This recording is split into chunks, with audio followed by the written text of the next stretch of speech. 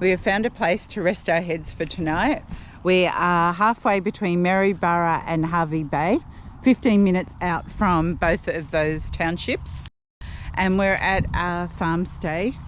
There are lots of powered sites up there, and for an extra $10 you can have powered, or you can come down to the unpowered section, which is all of $34 a night, and have any place that you would like.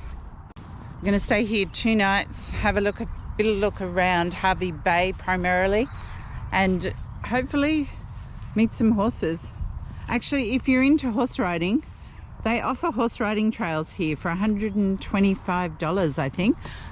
We drove into Hervey Bay to the information centre. They have free camping out the back. You've got to camp between the yellow lines. It's like parking, long parking things. There wasn't much left. You have to get a permit inside, but it's free. But the thing is, the dump point is right there. So we did park and disconnect and think it'll be all right. We have driven the 15 minutes into Hervey Bay and we're doing the tourist drive, aren't we? I think we are, yeah. We were going to hire bikes, but we haven't really seen anywhere that has decent bikes tall enough for John to hire. Or kids' bikes. And he's not keen to get on a scooter. Like kids' bike, yeah. But this is the very beginning of our day. The first stop.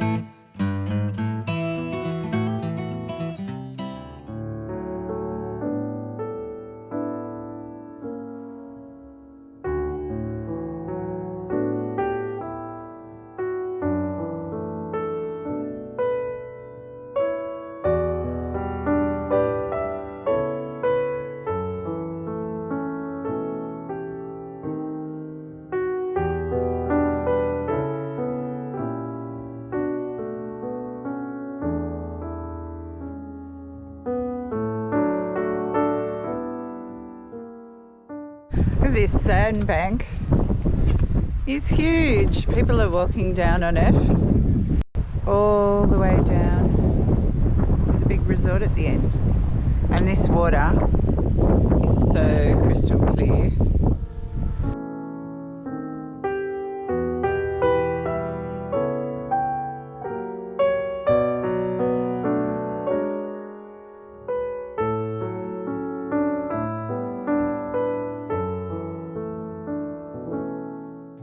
We are counting our lucky stars that we didn't get a booking in a beachside caravan park and pay big money, aren't we? Yeah, it's supposed to be Queensland and it's sunny and warm. It says 19 in the car, but you go in that wind and it's quite blowy out there at the moment. It's quite cool. We've been told by locals the wind is blowing from a different direction to normal, and it's made the bay very different to what you would normally see it. When we come walking out here, yes, I expected to see the 2 birds that we're seeing, but right over on the edge of the rocks looking out to sea is a kangaroo just sitting there.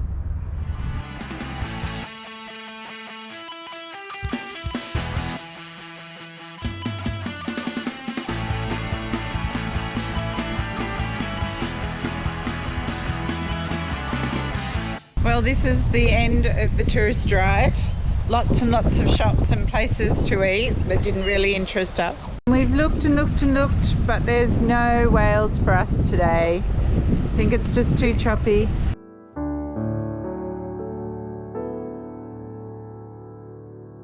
This is us from Hervey Bay. Sadly, the weather hasn't cooperated and we've had the diesel heater on. We've got puffer jackets on. So we'll go to the next place and see what it has in store for us.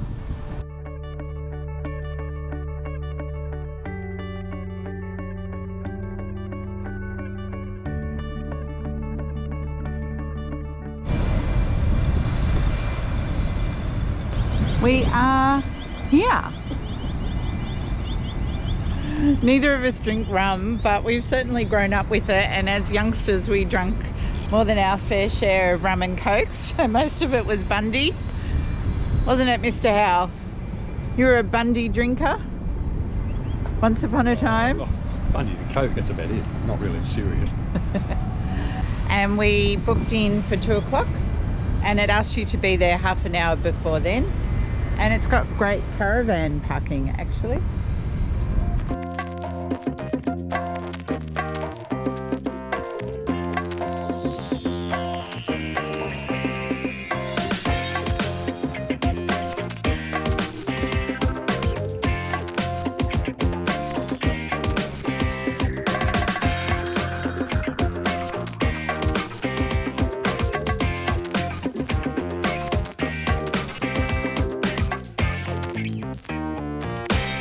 The museum is really informative about the process and their journey to become the company that they are today.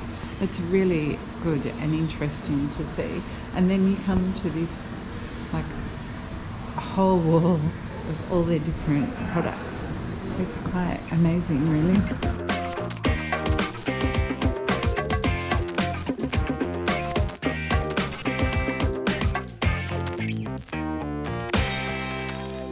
I just love it. It even explains how the polar bear became the Bundy bear, and the guy that invented it, his surname meant son of bear. So that's how come he picked his favourite animal, a bear, and that's how come the polar bear is the polar bear. When you do the tour through the factory, you have to take every electronic device off. So no watches, no phones, no car keys, no cameras, no videoing.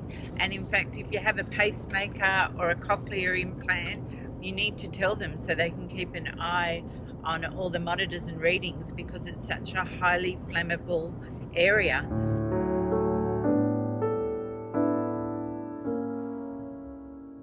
Good morning. At our nearly bush camp place, we're just outside Agnes Waters. We arrived later in the afternoon than we normally would, and we booked into the Traveller's Rest, which said it's bush camping and it has a boardwalk and lots of wildlife.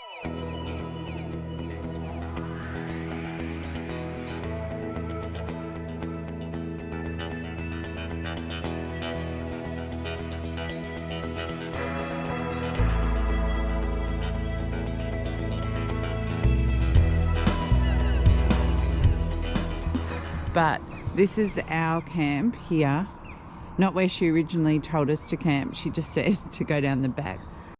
What we're a little surprised about is that the main road is just over there, and it is noisy. Definitely doesn't feel like bushing it, like you're in the middle of the bush at the moment. I have a feeling, because it's been so wet, that a lot of the bush camping is actually closed and further down there, which would have been our preference. I don't know whether it's permanently closed or not, but if half of the bushland is closed, they should actually say that on the website, and when you're booking in, that you will have to be on their residential block, not in the bushland. That's just my opinion, but I'd be careful coming back here again.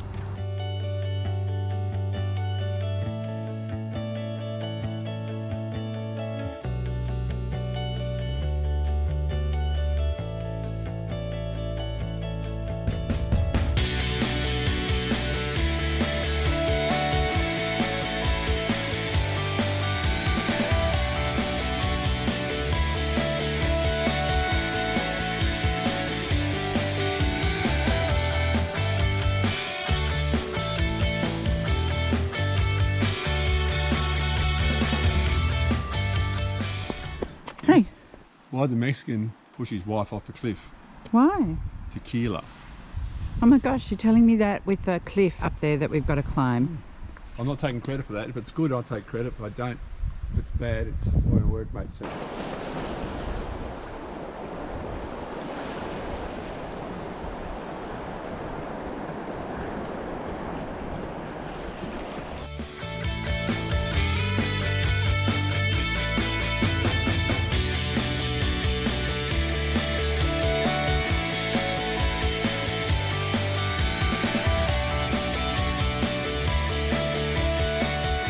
The weather might still be a little bit too cold for swimming, but we found somewhere to while away the afternoon.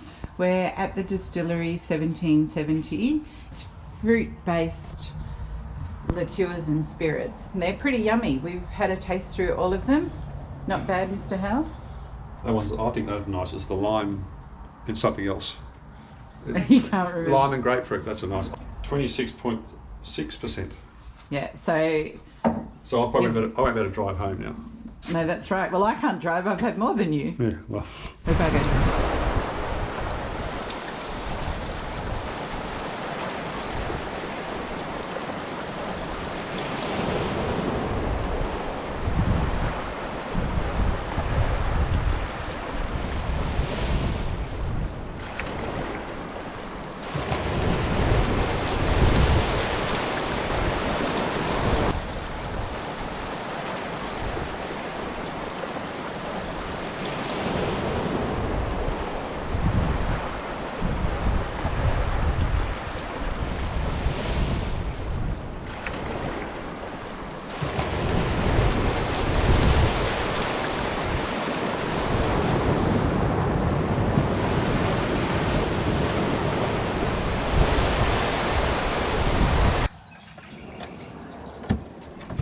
We're up and about fairly early this morning. We're going to leave 1770 and Agnes Waters and this almost bush retreat. I know it looks bushy on this side, but all the bush retreat camp spots are down there, and it's still no entry and no explanation when you book in that it's all closed. They just take your money and say you have to park almost in their front yard. We're randomly driving along and we see the Retro Cafe, coffee and donuts. How could you resist, Mr. Hal? And look who's on there, Fonzie. Yeah, so we're going to get some donuts.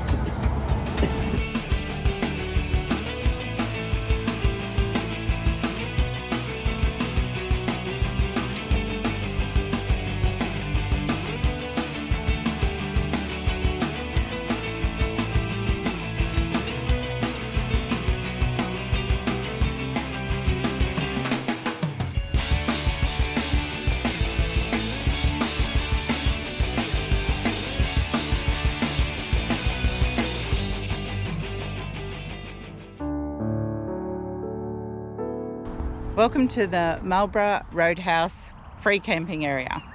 On Wikicamps it advised that it's great to camp here, it's a big grassy area, and that it is, but don't use the facilities over at the Roadhouse. They weren't the cleanest or the best. The other alternative for us was to go into Marlborough, and the pub actually has free camping as long as you patron it behind it, and we did go and look at that and it looked great too, but it is packed. It's a Friday night and I guess everybody's thinking that they'll shout themselves a dinner. At the moment we have the Prado booked in for a service next week in Cairns, and so that's why we're not hanging around doing everything my little heart desires, because then we would still have not moved really. We wouldn't have got past Brisbane. Well, you guessed it, we're back on the road this morning. This was a great little campsite actually, even though it's close to the road. About 6:30, most of the traffic stopped. The few trucks that went past didn't have to change gears, so it was quieter than the last hip camp that we were staying at that was supposed to be bush camping. There's no fires here, but I do think when the service station reopens and it has facilities like toilets and showers, it might get a bit busy.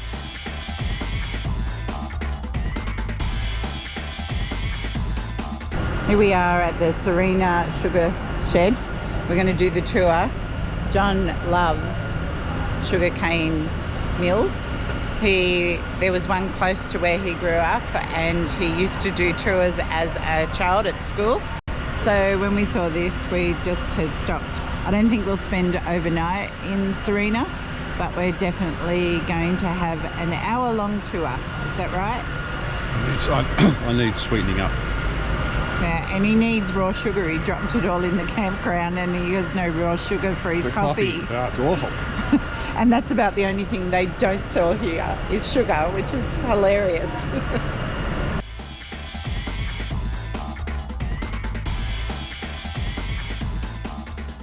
Well, we love the sugarcane mill so much that we decided we wanted to camp in the sugarcane, literally, didn't we? So we found a hip camp up the road just north of MacKay. And this is like Field of Dreams. I'll come out of the cane like Field of Dreams. oh, okay. God, don't go too far in. You don't know what lives in there.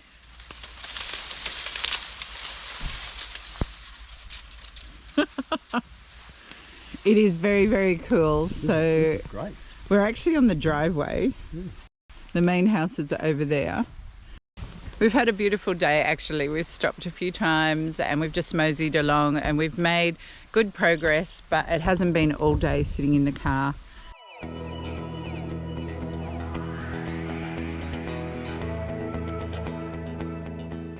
John's quite mesmerised by all the roots on this tree.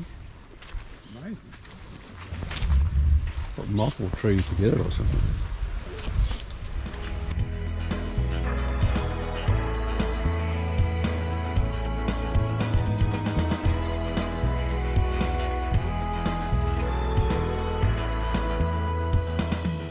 Still heaps of things that we didn't stop and do to add to the list to come back next time. Just seems to be our mantra, isn't it? There's so much to do. We might take some long service next year. We'll see.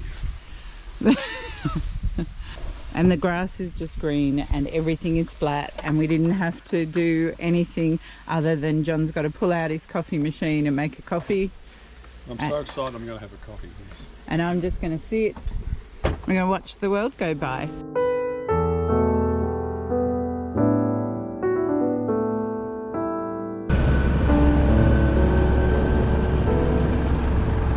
Another day and the sun's up again and we're in t-shirts and thongs again, which is just lovely. This is a beautiful place to stay. We didn't see any snakes, although that was something that we considered as we parked up, that we wouldn't go too close to the cane field. This morning we saw a hawk just fly so quickly down and straight into the cane and we didn't see him come out. I mean, he obviously has got what he wanted and he's flown up the top. If you do come, it's worth walking down to the little dam on the roadside.